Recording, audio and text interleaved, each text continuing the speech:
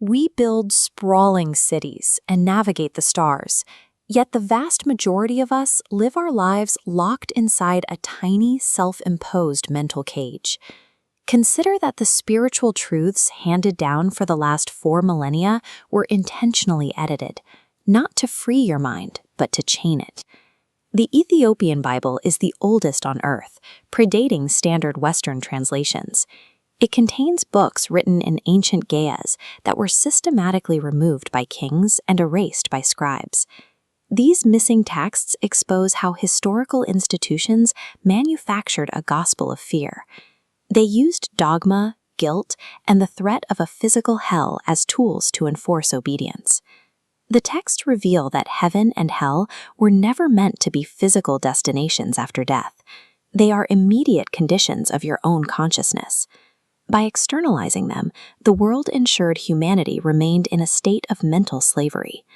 The lost scriptures restore the core of Jesus' original message. He did not come to demand worshipers. He came to awaken active creators. Napoleon Hill arrived at this same conclusion through his study of 20th century power. Though separated by geography, he identified the same mechanics of mind found in those ancient scrolls, realizing that fear is a man-made tool and the mind is a spark of infinite intelligence. You can see why this teaching was so heavily guarded. A thinker connected to infinite power cannot be ruled, bribed, or taxed by fear. The ultimate rebellion isn't fought on a political battlefield. It requires reclaiming the workshop of your own mind. Inside that mental workshop, 98% of the human population suffers from a specific psychological malware. Hill called it drifting. Drifting is an aimless state of consciousness. Instead of designing their reality, a drifter simply reacts to whatever circumstances the world throws at them. This drifting state is fed by 6 specific fears: poverty, criticism, ill health, the loss of love, old age, and death. These fears hold no physical mass. They are phantom ideas that hack into the subconscious and paralyze the ability to make clear decisions. Fear feeds on that hesitation. Left unchecked, indecision constructs a psychological prison where the individual acts as their own unyielding guard. The devil, described in these ancient texts, is not a supernatural entity hiding in the dark. It is simply the negative, ungoverned use of your own imagination. The mechanical antidote to this drifting state is something the ancient Ethiopian masters called the single eye. Today, we call it controlled attention. Think of the human mind as a lens. Unfocused, it diffuses light weakly, but if it concentrates that light into a single point, it gathers enough energy to burn through steel. Silencing external noise and distraction is the first act of self-mastery. When you close the leaks of idle chatter and anxiety, you starve the malware of fear. While the drifter's attention is yanked in 100 directions, the thinker fixes their mind upon one definite purpose and refuses to let go. Your attention acts as a magnet for experience. The universe operates on a specific logic, expanding whatever the mind chooses to concentrate upon. When you strip away the ritual, both the ancient liturgy and modern psychology reveal a shared logic of creation.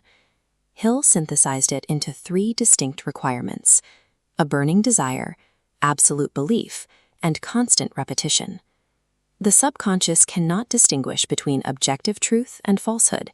It will manufacture whatever blueprint is repeated to it with genuine emotion.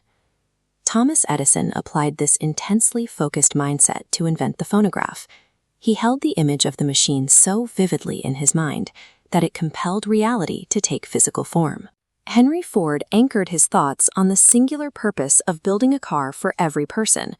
Despite the mockery of his peers, he held that thought until the outer world reshaped itself to match his vision. What we call miracles are the exact scientific harvest of disciplined thoughts previously planted in the mind. If a single focused mind acts as a powerful lens, what happens when multiple minds align their focus? This creates the mastermind principle. When 2 or more minds unite in harmony for a definite purpose, they form a magnetic circuit that taps directly into infinite intelligence. Andrew Carnegie recognized this early on. He used the harmonious cooperation of brilliant minds, rather than solitary struggle, to build a world-changing industrial empire. Discord, jealousy, and fear immediately sever this connection, but harmony allows ideas to flow freely from the unseen into physical reality. This modern strategy mirrors the practices of ancient Ethiopian monks. They formed triads, 3 minds united in a single goal, to perceive knowledge that existed beyond words. Enduring power is never found by struggling entirely alone. It is achieved through harmonious alignment with the universal law of creation. We must redefine holiness. It is not found in weakness, poverty, or in sitting quietly and waiting to be rescued. True holiness requires taking absolute control of your own thoughts. It means stepping up to act as a deliberate, conscious creator. Your task today is to make one definite choice. Decide to stop drifting and fiercely guard the doorway of your mind. Remember that fear holds no actual substance. The moment you make a firm decision to act, fear starves to death in the light of your conviction.